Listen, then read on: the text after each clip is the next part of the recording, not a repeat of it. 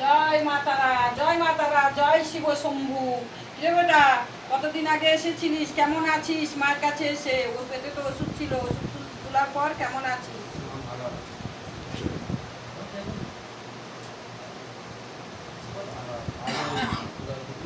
দু-তিন মাস আগে এসেছিলাম, এখন ভালোই আছি, সব ঠিকঠাক হচ্ছে।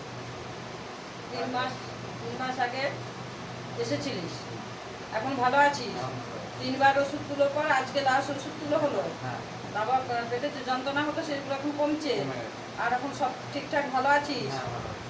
তার জন্য ঘরে যে রাগটা নেই এখন, রাগ টাগ সব কমে গেছে। কমে গেছে। তার ভালোর জন্যে মায়ের কাছে পুজো দিতে আসছিস। হ্যাঁ, শাড়ি বাবার ধুতি বলো।